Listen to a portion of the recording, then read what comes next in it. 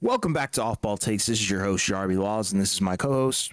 Christopher Wells. We appreciate all the support on the recent videos we've been putting out. We do have a comment to read from our last short regarding Team USA. Todd Marshall, LO3FB said, USA didn't dominate the game. They did cry in the paint, forcing the whistle. Cried down 8, free throw.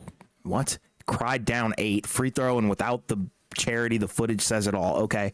And then Casey Crash then responded, they were up by like 30, bro, in the second and third quarter. They were very much dominating. I agree with the latter. And of course, that was in reference to Team USA's win over Australia, as the second commenter mentioned, right? It was, a competitive game early. Then they pushed, went up big, and then it got close late. But you never felt like they were going to lose. Yeah, exactly. It was a little scary, I will say that. But before we do get started, please don't forget to like and subscribe and follow us on Instagram and TikTok at the OBT Podcast for a chance for your comment to be read and for more content and updates.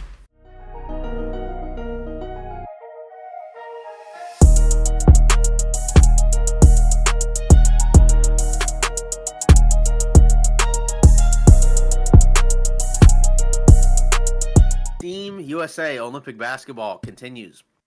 We had a big win with Team USA over Serbia. So far, they're 3-0 in exhibition. They won 105-79, right, in what was their most impressive win yet. Started off slow, right, like some of the earlier games, right, but then towards the end of the first half, right, they went up big, and then they never looked back, right. It was led by Steph Curry, right, who had 26 in the starting lineup to lead all scorers, right? But, he wasn't the only one that contributed, right? You also had Bam Adebayo off the bench, who had 17 points with 3 threes chipping in as well, right? Who's kind of, which has kind of been pretty cool to see, his growth as a 3-point shooter. Obviously, it's Olympic basketball, so the 3-point line's a little bit different. But we saw it last year, right? Where, he kind of had games where he just all of a sudden started attempting threes. I think he attempted maybe only 15, but a lot of that was during the latter part of the season. Anthony Edwards also chipped in with 17 points as well. So it was pretty cool to see, a very balanced group of contributions, right, in the game, right? You even had, Joel Embiid, who was better, right? Still wasn't great, but had a better performance. You could tell they were trying, to kind of feed him the ball more, right? Which was something that they weren't necessarily doing before. That doesn't excuse his performances, right? But, obviously they weren't necessarily playing, or having a lot of possessions running through him. And AD off the bench continues to be, a terror defensively, right? Had a lot of possessions where he was matched up either against Jokic and blocked him or altered a bunch of other shots from a bunch of other players. Again, Serbia, they played hard and gave them a scare early because they led during the early part of the first half, most of it. But then in the second half, Team USA flexed their muscles, still without Kevin Durant. Did change the starting five again, right, where Jrue Holiday was in there, right, instead of Anthony Edwards. But, again, we'll see if they kind of fall into a consistent starting five. But so far, so good for Team USA. Yeah, I think, this performance was awesome to really watch. It kind of encapsulated why USA is so dominant and why this roster even exists in the first place. Like you said, led by Steph 100%, but then you have guys like Bam Adebayo filling in. And then I also wanted to point out Bam Adebayo and AD might be one of the best front courts of all time. Like they're so versatile. They can all switch. And I think it kind of shows you why, Bam should be playing the 4, as a Miami Heat player. And then probably Anthony Davis, like how he's also so interchangeable as well. So awesome stuff from both of those guys, because I think, in my opinion, one of them should be starting over Embiid. But, I guess Embiid is, quote unquote, the better player at I don't know, because he just doesn't look healthy to me, fully healthy. For sure. Because you're not going to, ask him to join your team, but then have him play off the bench. Exactly. So I get it 100%. But we all know, in theory, one of those two guys should be starting because they've been phenomenal. And, like you said, Steph, he went off. LeBron did a lot as well. Anthony Edwards, it was just a really dominating performance. There's not like a whole lot you can really say. What have you made of like the coaching so far? And like, two questions really. So what have you made of the coaching? And then also, who do you think this is going to kind of, who's going to benefit the most from this, in terms of takeaways? Because we do see this very often where, a lot of guys emerge and then they kind of translate their Olympic performances or their World Cup performances into the regular season and the postseason in the next season. So what are your thoughts on those two things? Yeah, I mean, in terms of the coaching, I guess I understand, why some people are kind of frustrated in terms of like some of the lineup decisions and whatnot. But I mean, like some of it also you can just kind of tell that guys just aren't used to playing alongside one another, right? Because like it's not necessarily Steve Kerr, right, that's causing like all the turnovers, right? Some of the decision making from some guys is just a little bit bizarre. And again, I think some of that just stems from guys not having played in a minute and guys not having played with one another. And it's gotten better, right, over the course of these different games because you can see when they get everything locked in and when they kind of decide, here's what we're going to do and they're spreading the ball and moving it around and getting good shots. It looks really good, right? Like that's where you see the dominance with the team on the offensive end, right? The defense, right? That you kind of also see like, yeah, you guys need to communicate and things like that. So that's where I'm like, yeah, I understand some of the concerns with the coaching in terms of the lineup decisions, but again, all these guys are really talented, so it's kind of up to them to also kind of fill in the different holes there, which I think you're seeing, right? And you can kind of see like the tinkering with a lot of the lineups because we've had different starting fives, we've had different lineups and rotations, right? Like Derek White got minutes when he didn't play at all in the previous game, right? And then obviously they changed the starting five again, right? And you saw, a little bit different of approach, like even in the second half, right? Like in the second half, you saw some point guard LeBron, right, where he's bringing up the ball and kind of initiating some offense and is kind of acting as the main playmaker out there. So that's the great part about having all these different types of players is that all of them can kind of take on different roles. Some of the roles I think are a little bit harder to just put in there than others, like say like a Halliburton, right? Like when he comes out there, right, since there's other ball handlers out there, he's not necessarily like running the point guard spot with the ball in his hands all the time, right? Obviously, Edwards will have the ball in his hands as a scorer, so if he's coming off the bench, right, he's going to kind of make the plays on his own. But, that's the main thing is like, yeah, it's kind of tough to fit all of these guys in there with all the different minutes and lineups and situations, but again, like I feel like some of it is just kind of just trying to dunk on Steve Kerr because, I know a lot of people, mainly Warriors fans, are not happy with how the last couple of seasons have gone. And yeah, it could be better.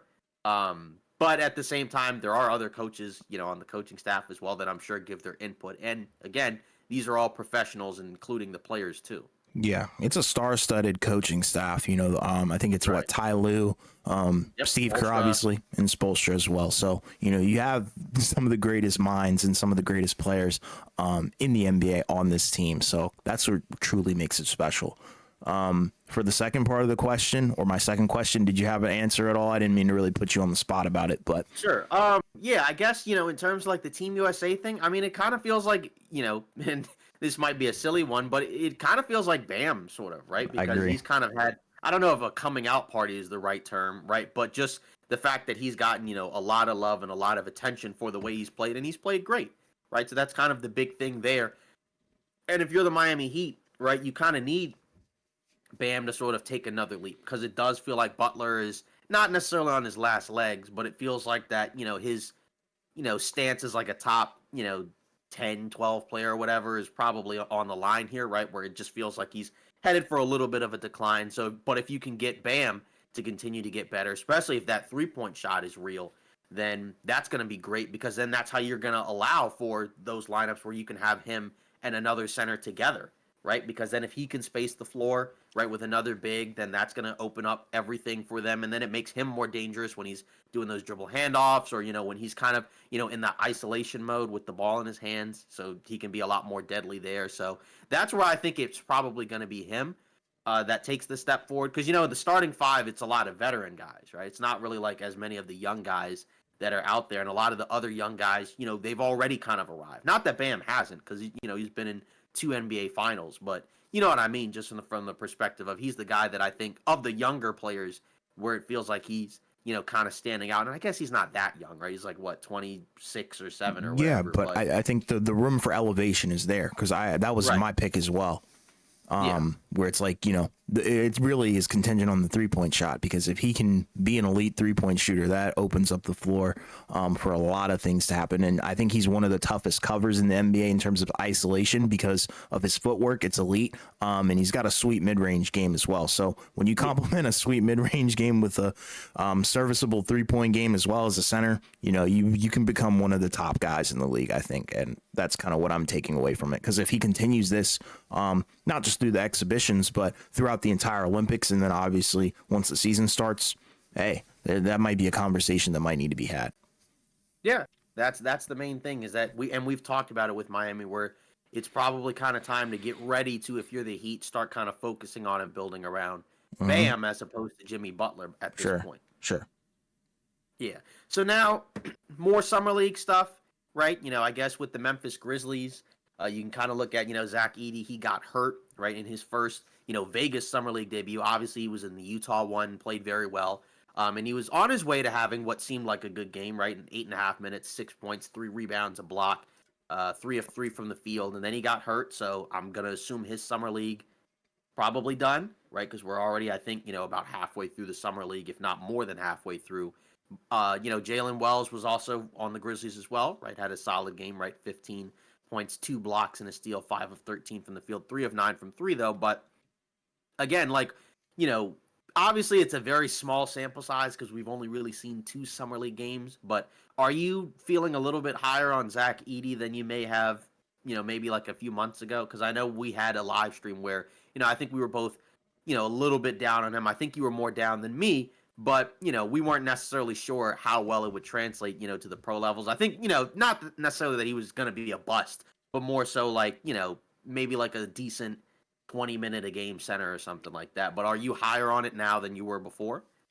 Yeah, I would say I've changed my mind a little bit, considering it is like a small sample size, like you said. But I really, from the first game, in Utah, I loved everything that I saw from him because I think he kind of put to rest a lot of the concerns that I had, which was his mobility and his ability to do other things than just kind of stand there and lay the basket or lay the ball into the basket. Mhm. Even though he does that at an exceptional rate. So, props to him. I think he's going to be an awesome player. And yeah, I kind of just needed him to, or I needed to see him in action because college and the NBA level is just two different things. Like even like the NCAA games versus the summer league games are very different. And you could definitely tell that I think he has a place. And I think, going to Memphis also kind of opened my eyes to him a little bit where, when you think about it, him and Ja could be something particularly special, given Ja's playmaking ability and obviously Zach Edey's stature and things of that nature. So I think he's going to be a good fit for Memphis. Yeah. What do you think about AJ Johnson? Because that was another guy where, I remember when we watched the draft and That's the point reacted guard, to it. right? Yeah, for Milwaukee. And we were kind of like, what? Because like you looked at his stats overseas and, they were pretty rough. But, in his, first couple of summer league games, he's looked pretty solid. Yeah, sure. I know a lot of people were drawing the comparisons between him and Bronny or whatever. But outside of that, I think he's pretty cool. It's kind of, you can kind of see why he was picked. I don't foresee him getting any PT this year, if you want me to be real. I think this is a down the line kind of move where it's like maybe 3 years from now he turns out, and his development goes well or whatever. I think he could be a solid guy because I think you like his physicals, you like his frame. It's just the stats were just so horrendous, which is why he was picked so low. But that's kind of what happens when guys sometimes go overseas and the counting stats aren't all that great. You do have to look at what he did in high school and at other levels. And like I said, he's got the frame and he's definitely got the scoring ability and playmaking ability as well. So I think it's a good pick. Yeah. And then, we've already talked about Bronny James. Obviously, he had a much better, third game, Sure. right, than he did the first few games, right? Well, I guess it was fourth game, right? Because the first Hmm. few games, right, he just couldn't hit a shot, right? We know that the defense was there. But we've also talked about him before, kind of like, it's not the same player, but similar to AJ Johnson, we know he's not going to get, regular playing time for the Lakers over the course of the season, 55th pick of the draft. But, nice to see a bounce back, couple of performances from him after some, really rough offensive games early on. Yeah, it's awesome. And, he doesn't. And LeBron, we all know the quote. LeBron said he doesn't care. And that's Bronny, that is, in terms of the criticism and all that stuff. But, we talked about it. He was getting off good shots. They just were not going in. Like, it's not like he was taking crazy shots. He wasn't getting, like, swatted left and right. So, shout out to him for actually having a really good game because there were some other guys that didn't necessarily have some very good summer league showings, I think.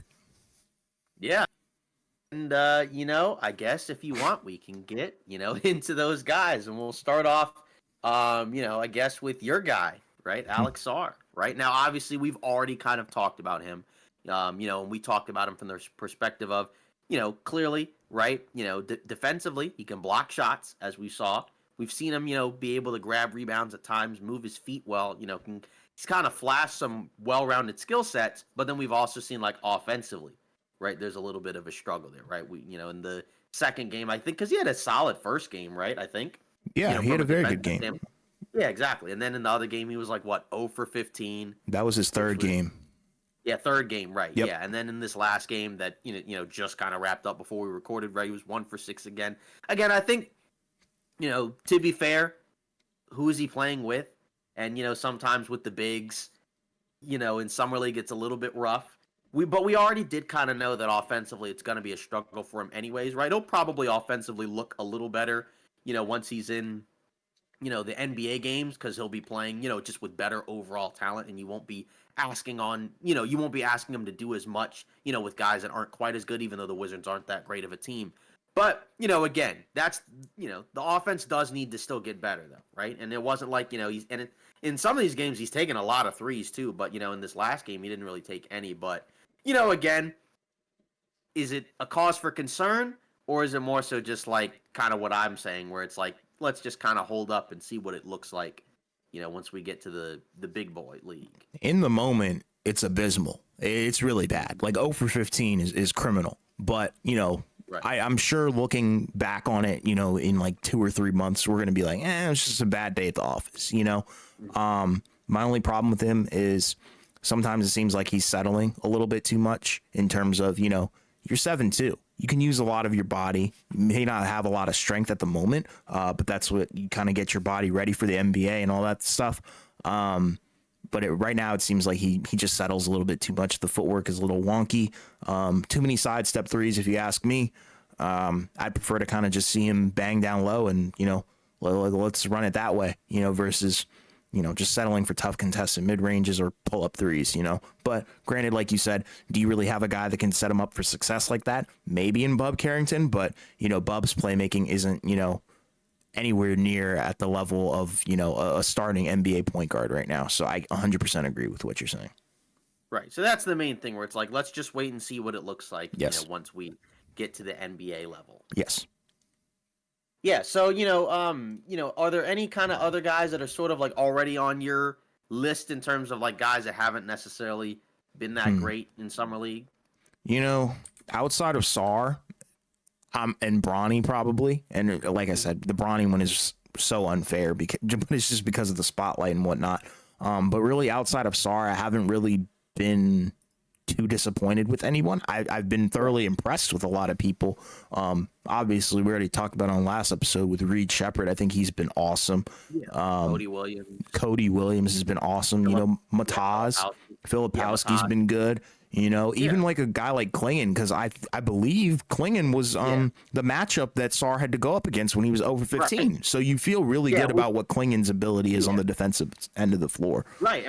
And the last episode, you talked about, right, like with Klingon, you were kind of, offensively it looked kind of rough, but you could see the defense and the rebounding and the physicality there. And you're kind of just waiting for the offense to pick up. But again, as I've continued to stress, because we saw it in person last year in the Summer League, if you're a big man in the Summer League, it's not a good time, if you're looking to score. So, obviously, like, yeah, you can see like a Kyle Filipowski, getting it done on the offensive end. But, still, the Utah Summer League team is really good, right, relative to some of these other, Summer League teams, right? Like, say, when you look at the Lakers Summer League team, right, it's awful, right? Like, they don't really have a point guard, right? Because I think, it would have probably been Jalen Hood-Schifino, right, that would have been in that point guard role. But I think he's hurt, if I'm not mistaken, or something like that. Yeah. So, because I think he's with the team, but he's not playing. Right. So, that, and then you're kind of filling it in with guys that probably shouldn't really be getting, any serious minutes. So that's kind of an issue there. But that's kind of the main thing, to kind of be concerned about. But either way, right, like it is Summer League. So you always kind of have to take some of this with a grain of salt, right? Like, like Jay Huff, I remember that was a guy, I think when he was on the Lakers and some other teams, right? Like some people kind of were talking about, like, could he be, like a viable backup center? Like, maybe, but, he hasn't been able to stick around. But, yeah, I don't know. We'll see. Yeah, I think it's interesting because Summer League can be so misleading. One day a guy can look like the GOAT in Summer League, but then when he gets to the real NBA minutes, it's like, he doesn't even perform a fraction of that. One more guy. What do you think about Isaiah Collier? because that was a Collier's guy good. yeah, because I was gonna say that was a guy that we had mocked, obviously higher. I'm sure most people had him mocked higher, and he fell, all the way down to, towards the bottom of the first round for Utah. But he's kind of. It seems like I don't think as many people have mentioned him. Maybe because his, draft was a little bit lower. But just what do you think of him? I mean, I think he's pretty dang good, if you want me to be honest. I think he flashes a lot of, things that you kind of want to see from a guard. Because I think the reason why he fell kind of is unbeknownst to us, but you look at what he does bring to the table. He brings the ability to get downhill. He brings the playmaking ability as well. He uses his body very well. So I think it's a good compliment to Keontae George, because what I'm thinking is they probably drafted Collier to play alongside George or to back him up to move on from Jordan Clarkson and Colin Sexton or whoever else, because I think they already moved on from somebody else, which we'll talk about a little bit later. But, obviously I think, he's going to be a key piece for them. And I think it's awesome that they got him to fall that far, because I think it's a steal. Yeah, exactly. And that's the thing where it's like, that's the cool part with some of these draft guys, where we saw a number of guys that were ranked, towards the top of this draft, right? A couple years ago when they were in high school, right? And people had them mocked, as top 5 picks, and then they ended up dropping, right? We mentioned Matas, we mentioned Collier and others, right? And, so far those guys have kind of showed out. Yeah, exactly. Yeah, so now we'll get into some more NBA offseason stuff. Still, a little, kind of quiet now, I guess, mainly just because, again, most of the big moves have kind of already happened, but still, a handful of moves that we can talk about, right? And we'll get into those. So I guess, you want to start off with the Russell Westbrook one or the Gary Trent Jr. one? Because Gary Trent was earlier. Let's go Russ, man. I think this is kind of a polarizing move. So Russell Westbrook, and this was something that had been discussed for a while at this point, right? Because I think we were hearing about this, at the beginning of free agency, right? It was like day one, right? Where it was kind of rumored that the Clippers were probably going to get rid of Westbrook. And, we had heard towards the end of the season, right, that actually he didn't really love his time there, right, as a Clipper, at least this season. Maybe he did the year before. But, now he's headed to the Denver Nuggets. So, or reportedly, right? So what's happened is this is a sign and trade where Chris Dunn of the Utah Jazz, which we had heard about, this was another day one Clippers thing, but it hadn't happened at all, right? Because they needed to kind of get together the mechanisms to do it. We'd heard stuff about Westbrook. So it sounds like Chris Dunn is going to go to the Clippers, right, on a 3-year, $17 million deal. And then Russell Westbrook's going to go to the Jazz again, right? Where he will be bought out again. And then he'll join the Denver Nuggets. So, I guess we'll look at it initially from a Westbrook Nuggets perspective and then a Clippers Chris Dunn perspective. Obviously, right, Westbrook, it was interesting, right? Because as a Clipper, right, he was a starter, right? When he was on the Lakers, initially he was a starter. And then his second year he started and then came off the bench, then started for the Clippers, then started until they brought Harden. When they first brought in Harden, right, he was starting as well. Then he came off the bench. And then, it sounded like he he was the one that initiated it, but then later reports almost kind of casted some doubt on that. So, we'll see what happens. I'm assuming he's going to come off the bench, right? I don't think he starts, right? But I guess now you'd rather be on the Nuggets than the Clippers, right? Well, you already would have been, but now you have an even better chance. Apparently, Jokic, right, vouched for this as well, right? So that's kind of interesting, just because they're very different players. But again, if you're the Nuggets, you did lose KCP, but you did bring in Russell Westbrook and you brought in Dario Saric. So you did get some, help to shore up that second unit, which is nice. But it did kind of come at the cost of probably making your starting 5 worse, right? And we know what Westbrook can still do as a player, right? He can run the floor, right? He can run the point, especially in transition. Still can't really shoot. Sometimes is willing to defend, but he does rebound well for a guard still. And when he wants to, he will definitely bring the energy and effort. He is an older guy, right? He did have an injury last year that kept him out for a little bit, but he also is a pretty durable guy, so that should also be nice for Denver to help, give you an energy guy, for the, stretches of the season where you need it, because we know that starting 5 was stretched pretty thin last year for the Nuggets, and it seemed like it cost them, by the end of that postseason run against Minnesota. So, again, it's better than nothing, right? I mean, would it have been better to keep Reggie Jackson? I mean, Westbrook is still a better player at this point, I would say. So, you got a talent upgrade, but the fit, I think, is a lot funkier just because of the fact that we know he can't shoot. We know teams are going to guard him like he can't shoot. And we know that's consistently been a problem unless he plays off the ball, which, sometimes he does, but other times he doesn't. So, this could be fine, right? Does it change a whole lot? Probably not. But again, it does help bolster your second unit. Yeah, I'm with this move 100%. I think it helps the Nuggets tremendously more than people Yeah, it's probably. like a no-brainer deal. You know what I mean? Yes, yeah, and I think it helps the Nuggets more than people will realize until we kind of see it in action. Give them the keys to the second unit, and it's good for you because you look at Yeah. what it did for the Clippers. Granted, very different team, very different play style, very different coaching as well. But when they handed them the keys, they went on a very good run, very good run. Clippers looked like the best team in the West at that point. And also just a point to his defense. Last year, individually, defensively, was the best of his career. And I think that's because he's not, exerting as much, brain power and just power in general on the offensive end, where it's like, all right, yeah, like, let me lock in on defense because I'm not being asked to average a triple double, in previous years of his career.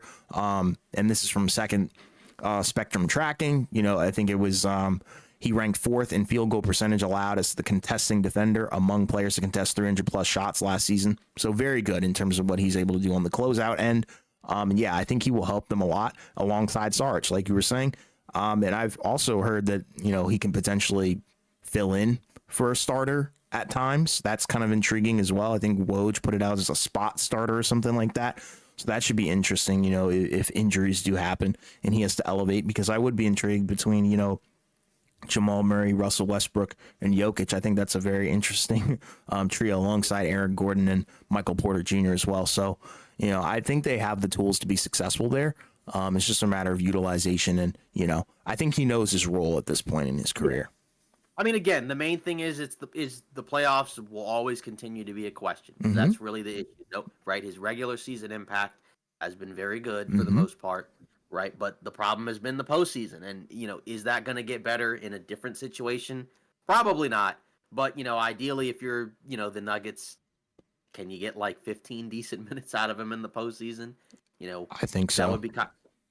And again, with Saric, we'll see what he does. Again, kind of a weird fit, but again, you do have to kind of add, just talent to kind of bolster the second unit. But you still probably need at least two of those young guys, I think, to be rotational players too, right? Probably, Christian Brown. I think you need a big, year from him, right? In terms of taking a leap in year 3, right? I think you kind of need Peyton Watson also to kind of take another leap as well in year 3. I think those are the two main guys because it doesn't seem like any of the second year guys will probably be ready. Maybe Strother, but outside of that, right? Like Pickett hasn't really done anything, Yeah. right? In, his second year, even in summer league, right? And then Hunter Tyson is a 3-point shooter, which, again, yeah, Denver could use some more 3-point shooting, but you also have Dario Saric, so it's like you can just kind of use him in that role. Yeah. So Yeah, and it is kind of interesting. Even like the Nuggets general manager or whatever, he said, I think we need some help in the backcourt. And they got it. Because I think he was right 100%, where it's like, didn't have Reggie Jackson. We already knew that this move was coming. It was more so a matter of when,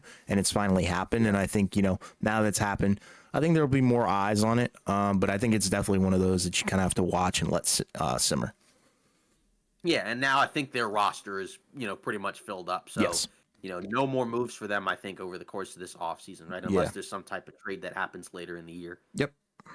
Yeah, and then from a Clippers perspective, right, you added Chris Dunn to replace Russell Westbrook, right? I guess, a similar vein in terms of like an athletic guard, but a little bit different, right? I think his 3-point shooting's been better, although he doesn't attempt a lot of them, and he's a better defender, right? And he's also younger, right? Former lottery pick, right, for the Chicago Bulls. Didn't really pan out, but has been good for the Jazz, right? Kind of been like a sneaky, underrated guy for the Jazz. So, that's a nice guard replacement, since you're losing out on Russell Westbrook. Again, he's not like a playoff tested guy, but it does feel like the Clippers are kind of moving into a new phase anyways, right? So, this is the type of move where it's like, this is fine, right? Like, are they going to be better than last year? Probably not. But, again, what is even really the goal anyways? So it's just like, I mean, at the very least, you've added some solid players, I guess. Yeah. And it's like, I think with him, his counting stats don't kind of tell you the whole story. You know, he does a lot on the defensive end in terms of deflections and being very pesky. If you watch him, you know what I'm talking about. And like you talked about, the 3-point percentage being serviceable and viable, I think that helps his case a lot as well. Because like you said, you know, 36.9% from the 3-point range in 66 games is pretty good, albeit the volume is just a little low. But regardless, you know, it's a good deal as well. I think they said 3-year, $17 million deal with a non-guaranteed season on the third year. So that gives you a lot of flexibility if you're the Clippers as well. So I think it's more of like yeah, we just needed somebody to replace Russell Westbrook, and it doesn't make us feel like it's a super bad downgrade or anything like that. So I like the move for them as well.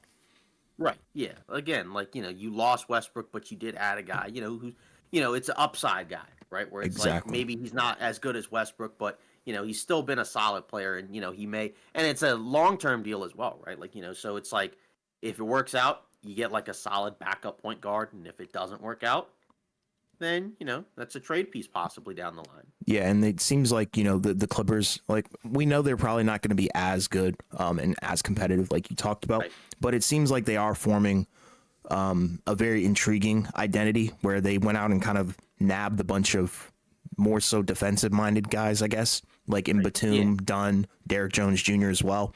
So you can kind of see that they're kind of adding on to that alongside Kawhi Leonard. So my philosophy is they're probably going to give Harden a little bit more. They're probably going to ask him to do a little bit more on the offensive end, but who knows? But the identity seems like it is kind of formulating, although it won't be, you know, nearly as competitive as last year. Right, because the main issue now is that if Kawhi has to miss like 20 plus games, Yeah, it's GG's. That's probably it. Yeah. So, um, but then we also had another move, right, that occurred, over, the week or whatever, right? It was Gary Trent Jr., right? He finally made his decision and he's going to the Milwaukee Bucks, right? Sounds like, Lillard, this was a guy he used to play with, right? So, he's taking a minimum contract deal, right? Which is kind of interesting because, this was a guy where reportedly he was looking for, 18, 25 million, a year or something like that on his next deal. And, we always see every offseason, there's always guys that end up kind of getting squeezed out once the money dries up. So then you have guys that end up having to take minimums and then kind of try to rehab their value, in the hopes of in the next offseason, they end up doing better. And, this is a good opportunity for him, right? Because he's going to be the starting two guard, next to Lillard, right? Can he be better defensively than Malik Beasley? He hasn't been that great defensively, but he could probably be better defensively than Beasley, and he can still shoot. So, if you're the Bucks, it's a no-brainer signing. And then, look over at the other minimum contracts they added, right? They added Taurean Prince, and they added DeLon Wright. So, even though they don't really have a lot of resources, those are three solid minimum contract signings, I think. Yeah, Especially the Trent. I think the Gary Trent one is really good. Like that's probably my favorite Buck signing, if you want me to be honest. You know, he adds a lot of value in terms of his 3-point shooting. It doesn't really make you miss Malik Beasley since, as you kind of alluded to and hinted to it, Gary Trent Jr. is obviously the better defender of the two. So I think, he adds a little bit of upside for Milwaukee, which is something that they kind of have struggled with, where it's like, you need somebody to kind of that Dame can kind of hide behind. And then obviously him being paired with Dame again, that adds a little bit of chemistry that you don't really have to work through. And there probably won't be a lot of growing pains. So I think it'll be like a nice, good slot and fit. But I think the main story and the interesting part is the fact that it's a minimum contract deal, considering what he was asking for. Right, exactly. Because, and again, there were other teams, right, that were kind of, it sounded like interested, in signing him as well, right? Like, say, the Lakers, but obviously they don't have any roster spots. So, we know their deal where they would have to kind of free up, some roster spots, and they haven't been able to do that. So that's another guy that they ended up missing out on. Mm-hmm. Yeah, it's tough because I think he's been like he was a sought after target, I thought, going into this free agency. Like, I thought he was going to be, once the big boys were kind of off the board, I thought he was going to be one of those guys that kind of went off the board very quickly as well. But he kind of just sat there. Milwaukee got a steal. Yeah, exactly. So, we'll see. But, obviously, again, there's still some other guys kind of waiting in free agency like Tyus Jones, Markel Fultz and others. So we'll see where they end up going. But, a lot of the big impact guys are kind of already gone. So, Yeah. now for most teams, the trade market is probably up next. Yeah, it's slim pickings at this point, and we kind of already voiced our opinions on it. Where we think that those guys probably wanted starter money, similar to Gary Trent Jr. But they're going to probably have to take significantly less if they want to be on a team in 2025. Right. Yeah, and then just a couple of rumors right before we wrap things up. Right. So Mm-hmm. Zach Lowe, he mentioned that Clint Capella is on the trade market, which I feel like we kind of already had an idea or hankering of, Mm-hmm. but so far nothing's really happened yet. Right. There's been teams that have been rumored to be interested in him. Right. I think earlier in the season, right. I think maybe around the deadline, right. It was like the Rockets and I think the Pelicans, right, and then there's also been a couple other teams. Like even Kevin O'Connor in June, he mentioned the Lakers. Matt Moore of Action Network, he mentioned the Grizzlies. But I've heard the now Knicks too. yeah, and I think the Knicks have come up as well. I think that was a recent one, from today. Yep. So, but at the same time, like, where's he gonna go? Because some of those teams have kind of already, not all of them, but some of them have kind of already, grabbed their centers. Not all of them, but like say, like the Houston Rockets, like you got Şengün, right? And you have Steven Adams. And then, we'll see what the Lakers do, but Capella, his contract isn't big at all, right? But you'd have to kind of, I guess, get somewhere around 20 million for him.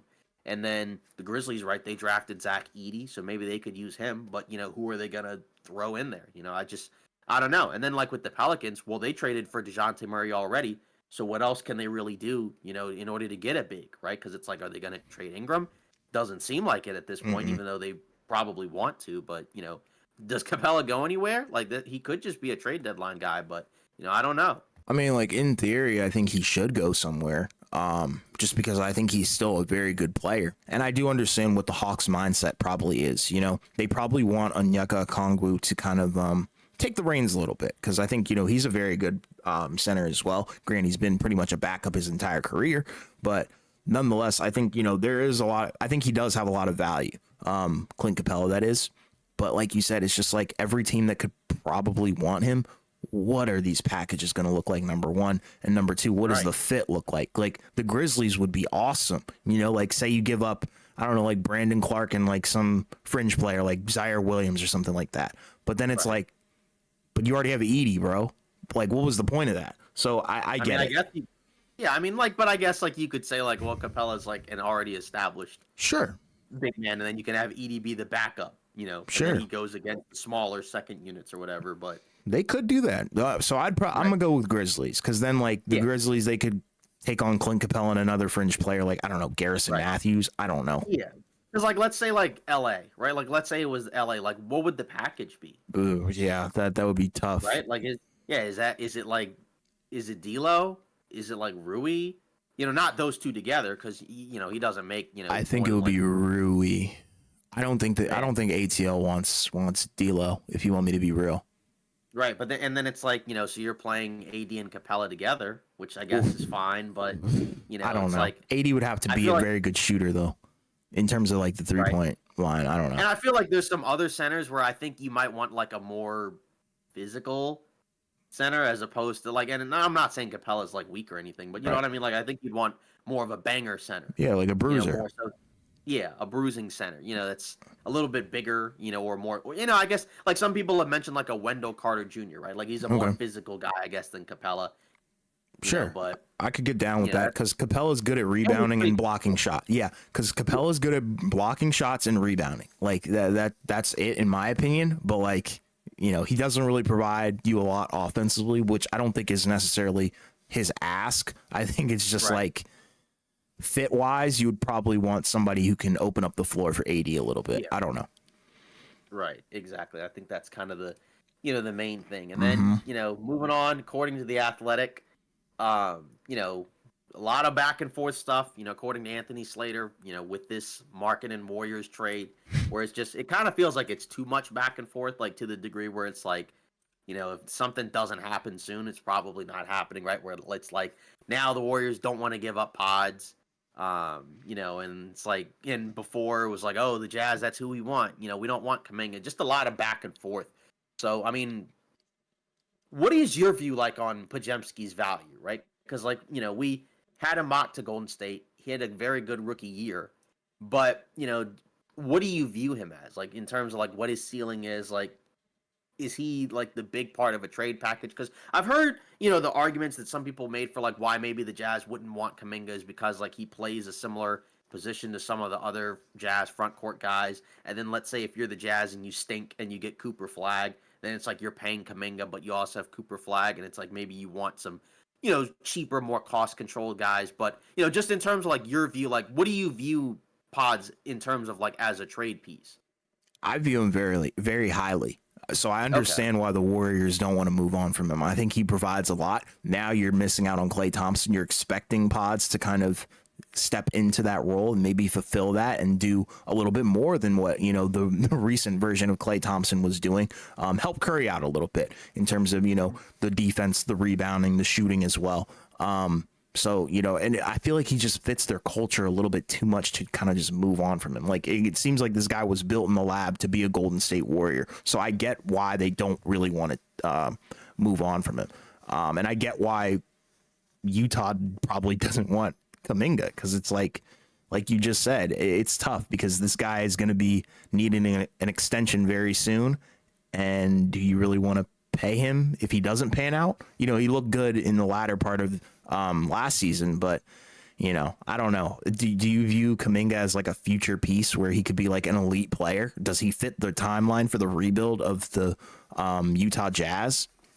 I mean, I think he had a really good year. Yeah. It's just a matter of like, say, what's his value to Utah compared to Golden State, right? Because I guess, like with Pods, it's like you said, it feels like he's, a Warrior guy, like very much like a Steve Kerr type of player. Mm-hmm. So it makes sense that they may not want to move on from him. Mm-hmm. And, he doesn't cost anything, right? I mean, that was a first round pick that you're going to have for, 3 more seasons, maybe more, depending on whatever you do. So, that could be a quality guy. But then, from the Kuminga perspective, yeah, like I like him fine. It's just, what I do wonder, like, say if you're Golden State and you don't trade Markkanen or trade for Markkanen, what is your starting 5? Because, Sure. like, is it, yeah, because, like, is it, because, say towards the end of last season, Kuminga, even though he played well, he didn't even start, towards the end of it, right? Like, that last push they made was with Steph, Klay, Wiggins, Draymond, and Trace Jackson Davis, right? Sure. And Kuminga was like a 6-man guy when he had started for most of the season, even though he was still playing a lot. But what is that, right? Because like if Kuminga's in year 4, feels like he has to start, but then it's like, do you move Wiggins to the 2? Does that make a lot of sense? Like does Wiggins come off the bench? It's like, I don't know what the starting 5 is, because it feels like, and that's where it's like, I think some people may be higher on this team than they probably should be, and I think part of it is like, yeah, like once you take a step back and you're like, all right, they moved on from Klay, they moved on from Chris Paul, which seems kind of rough, but they did bring in a number of guys. But last year, right, was kind of what a lot of people said, where it's like it's a lot of deep talent, but the problem is like the gap between Steph and the next best player is very wide, and too wide to a degree where it's like you're probably not going to be able to realistically contend. Like maybe you might win a similar amount of games as you did a year ago, but you're probably not going to do significantly better. And then obviously kind of like the Clippers, like if Steph has to miss 20 plus games, which is not what happened last year, then you're kind of in trouble because you just don't have enough high-end talent to, be able to do a whole lot. So I don't know, but that would be kind of my question. Like assuming Kuminga stays, what even is the starting 5? Like, because I do, I have come to like him a lot more than I did before, but I still don't necessarily know if his ceiling is ever going to be like all-star plus. Like, you know what I mean? Yeah, Like I if he's agree. one of your, yeah, like if he's one of your 2 or 3 best players, how good is your team? Which is probably why Utah doesn't want him. And then it's like, well, Golden State doesn't want to give up Pods. Then I feel like if that's kind of the deal breaker, then I think, it's probably in Utah's best interest. Keep Markkanen and just trade other pieces. Maximize your draft position. Keep it, as simple as that. Because I think, Utah should be focusing on probably acquiring some future assets, but also being as bad as possible so you have a chance at guys like Cooper Flag, Harper as well, Ace Bailey. Like you want to be able to get one of those 3 guys, and having Markkanen on the team already, I think would do wonders, to accelerate, your potential rebuild. So you think that the Jazz just shouldn't trade Markkanen and just see it like if they can just be a bottom 5 team? Yes. Because I feel like they can. Because I feel like with Markkanen, they're probably still a bottom 10 team. Yes. I just don't necessarily know if they're going to be a bottom 5 team, which is probably what you need. But that's why I'm saying move on from your other starters, like, one of the two, maybe Jordan Clarkson, Colin Sexton, I don't know, somebody else, because I feel like we already talked about, you got Keontae George, who seems like he's going to be a stud. You got Collier to back him up potentially. Just move on from all the pieces. That's what I would say. That's how you really start a rebuild. I mean, just follow the OKC model.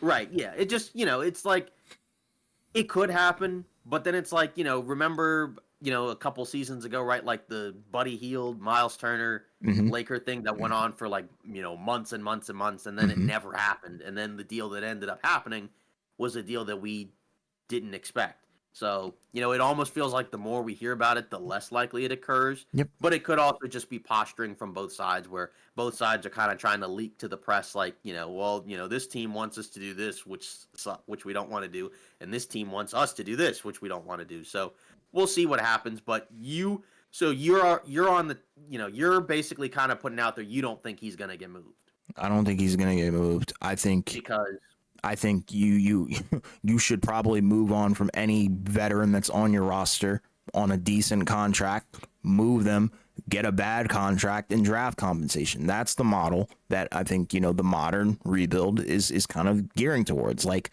get rid of Colin Sexton, get rid of Walker Kessler, a guy that hasn't really looked too good, in my opinion. Get rid of Jordan Clarkson. Just dump all the contracts. I think Lauri Markkanen's an awesome player. And it seems like the asking price is too steep for a bunch of teams, because the Golden State Warriors are pretty much the only one that we're talking about and hearing about. And if it's too steep, then nobody's budging. Right, because it seems like that's the team that wants him the most. I know there were other teams that were mentioned, like the Spurs, and others, but it feels like if he gets moved, it's probably Golden State. But then we still have no idea what Utah wants to do, because do they sign him to an extension? Then if they sign him to an extension, then that pretty much completely ends the trade talks until the deadline. Yeah. He literally can't be traded until the deadline. So do you think that he ends up signing the extension? Probably. Okay. And what is the date for that? August 6th or whatever? Yeah. August 6th is when he can sign it. It's over $200 million, which would be more than what another team could give him, right? Because if he gets traded, then he can't get as much on an extension. Yeah, I feel like he stays, man. But then obviously if he signs it, right, then he's stuck there until the deadline. Yeah. But presumably Utah could still be bad enough where it's we're close. If we just, move him and then lose a bunch more games, or, they could still be bad. Because, it is weird because they've shut him down early, in some of these seasons where it's because again, he's good enough to win you more games than you want. So I don't know what Utah is going to do. I really don't. It's kind of unpredictable at this point. It's a weird situation, but I feel like they keep him. Yeah, I'm just kind of 50-50 on it at this point. Maybe 55-45 he stays, or even 51-49. Yeah, more like 70 he stays and they keep him. Well, that's it for today's episode of Off Ball Takes. Again, let us know your thoughts, right, about Team USA, right, about Summer League, about, these free agency signings and possible rumors. Just let us know, right? And again, if you leave a comment, we'll read it at the beginning of the video. Thanks and shout out to everybody for helping us reach our, short-term goal of 100 subs, right? We're trying to get to 500 next, so we appreciate all of that. Shout out to everybody who's been in the live streams. Shout out to everybody who's commenting on our videos, on our shorts, and our short videos, so we appreciate all of that. So we'll see you in the next video.